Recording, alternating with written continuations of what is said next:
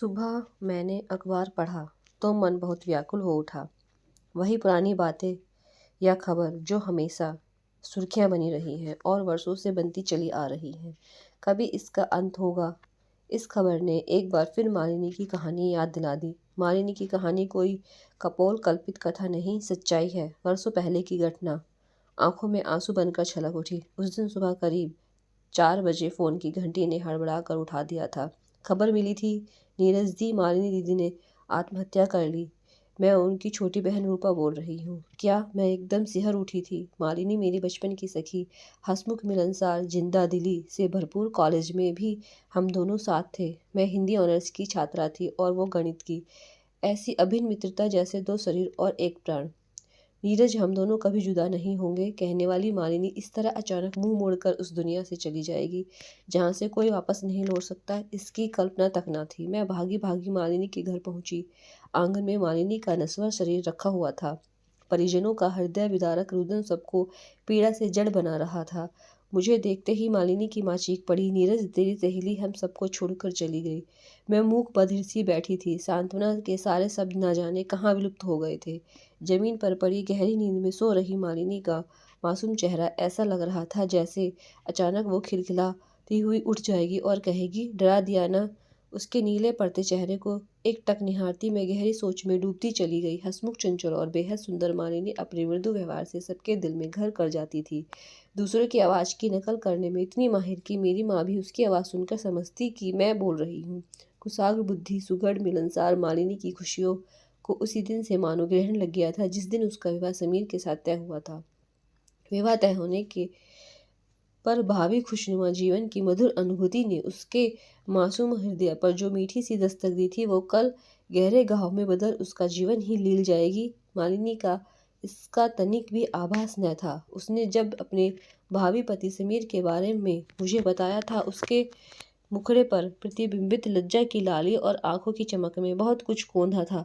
उसकी आशाएं, सपने, उसकी प्रतीक्षा मानो मुखर हो उठी थी। वो एमबीए करके मुंबई की एक बड़ी कंपनी में काम करते हैं। अपने फ्लैट, कार, सब कुछ है। वो बहुत सुंदर है। उसकी पलकें लाज से भारी हो उठी थी।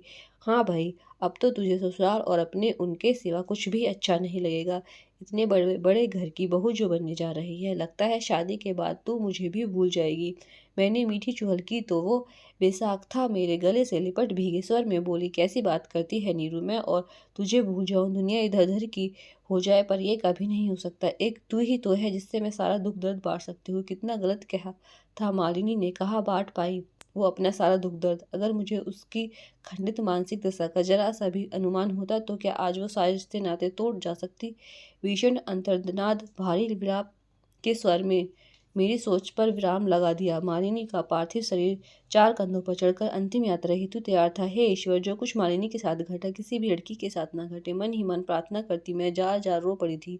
हृदय वेदना से फटा जा रहा था और भीगी आंखों से बीती घटनाएं पुनः चलचित्र की भांति नृत्य कर उठी थी। अपनी सगाई के दिन कितनी खुश थी मालिनी। सबकी नजरें बचाकर वो बार बार ड्रेसिंग टेबल की दराज में रखी समीर की तस्वीर निहार रही थी। उसकी यह हरकत मेरी दृष्टि से छिपी नहीं थी और चोरी पकड़े जाने पर कितनी लज्जा गई थी वह। और मैं दिल खोलकर हंस पड़ी थी। समीर और उसके परिवार वालों को देखकर सबने मालिनी के भाग्य को सराहा था।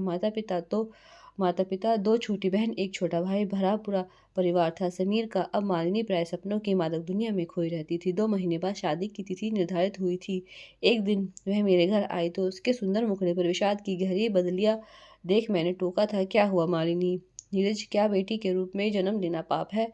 ये तू क्या कह रही है? मैं हतप्रभ थी। लड़कियों के गुण, उनकी शिक्षा, आचार व्यवहार, सब कुछ रुपयों के आगे गौण क्यों समझ लिए जाते हैं? अगर समीर एक अच्छे उपयुक्त वर हैं तो क्या मैं भी उनके योग्य नहीं हूँ? आखिर हुआ क्या? उन लोगों ने 7 लाख कैश और एक मारुति वैन मांगी है। पता है मुझे उदास देखकर पापा ने क्या कहा? बोले, बेटी, मन में कोई अपराध बोध मत पालो, ये समाज की रीत है, पिता का फर्ज है। तुम बस आने वाले खुशनुमा भविष्य के बारे में सोचो। पर नीरज, आज मुझे अपने अस्तित्व पर शर्म आ रही है। पापा घर के बगल की 4 कट्ठा जमीन भी बेच रहे हैं, जहां हमारा बचपन खेलते कूदते घरौंदे बनाते गुजरा है। वो फूट फूट कर रो पड़ी थी। मेरी समझ में नहीं आ रहा था मैं उसे कैसे सांत्वना दूं। मैं भी तो एक लड़की थी, उसी की तरह विवाह की दहलीज पर खड़ी, भविष्य के सुंदर स्वप्न बुनती, पर भीतर से भयभीत समाज, रीति रिवाज, इन सब चीज़ों से मुझे भी तो दो चार होना पड़ेगा। यह सोचती गहरी व्यथा से प्रत्यक्ष साक्षात्कार करते वक्त अपनी गति से बीतता रहा। मालिनी की विवाह की तिथि विभिन्न कारणों से टलती रही। एक दिन मैंने पूछा तो वो फट पड़ी। अब मैं क्या कहूँ? मेरे भाभी ससुर जी का कहना है पहले उनकी बेटी का ब्याह होगा, फिर हमारी शादी होगी। पापा बता रहे थे हमारे दिए रुपये ही उन्होंने अपनी बेटी के ससुराल वालों को दिए हैं। अच्छा, कब होगी तेरी ननंद की शादी? दिसंबर में? इसका मतलब है जनवरी फरवरी में तेरे ब्याह की मिठाई खा सकूंगी, है ना? मैंने हंसकर कहा था तो वो भारी स्वर में बोली थी, पता नहीं। इसका मतलब है जनवरी फरवरी में तेरे ब्याह की मिठाई खा सकूंगी, है ना? मैंने हंसकर कहा तो वह भारी स्वर में बोली, पता नहीं। इंसान जो सोचता है हमेशा वही नहीं होता।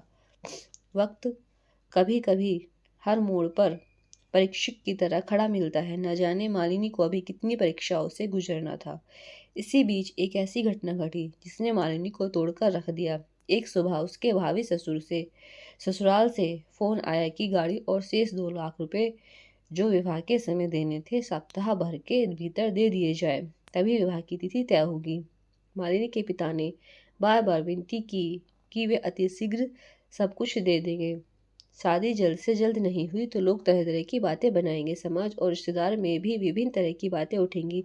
लगभग 1.5 वर्ष से केवल तिथियां दी जा रही हैं, पर समीर के पिता की एक ही जिद थी, अभी सब कुछ दे दिया जाए, जून के पहले सप्ताह में शादी जरूर हो जाएगी। मालिनी के पिता मजबूर थे। मन में विचारों का बवंडर उठ खड़ा हुआ था। आखिर क्यों बार बार शादी की तिथि बढ़ाई जा रही है? लड़का सगाई के बाद न तो एक बार भी आया और न कभी फोन या पत्र के माध्यम से संपर्क हुआ है। ऊपर से बार बार रुपयों की मांग। कोई संवेदना, कोई गहन विचार नहीं। बेटी की चिंता उन्हें घुन की भांति अंदर ही अंदर खाए जा रही थी। चिंता का परिणाम यह हुआ कि अचानक गहरे मानसिक तनाव के कारण हृदयाघात से मौत। इस घटना से पूरा परिवार सन्न रह गया और पिता की ऐसे में मौत के लिए स्वयं को ही जिम्मेदार मानने वाली मालिनी पर कटे पंछी की तरह मरणांतक पीड़ा के अगाध सागर में डूबती चली गई। मालिनी के पिता की मृत्यु का समाचार सुनकर उसके भावी ससुराल वाले भी मातम पुरसी के लिए आए तो समाज के गणमान्य लोगों ने भी जल्द से जल्द विवाह संपन्न करने की बात कही, पर जिस व्यक्ति के मन में जीवित व्यक्ति के प्रति कोई संवेदना न हो, उससे मृत व्यक्ति की आत्मा की शांति हेतु उपाय करने की याचना करना भी सर्वथा गलत साबित हुआ। दबी जुबान से ही सही, पर मालिनी के ससुर ने स्पष्ट कह दिया, हमने जो कहा है उसे तो आपको मानना ही होगा। आप जल्द से जल्द व्यवस्था करें। समीर दशहरे की छुट्टियों में आ रहा है, शादी भी हो जाएगी। मालिनी की माँ और बड़े भाई का बुरा हाल था। मालिनी के बाद उसकी छोटी बहन रूपा का विवाह भी करना था। कैसे सारी व्यवस्था होंगी, यह कराल प्रसन्न मुंह पर बाए खड़ा था। आखिरकार तय हुआ कि मालिनी के पिता के प्रोविडेंट फंड और गांव की पुश्तैनी जमीन बेचकर किसी तरह मालिनी का विवाह कर दिया जाए। इस सारे घटनाक्रमों के बीच मालिनी जल बिन मछली की तरह तड़प रही थी।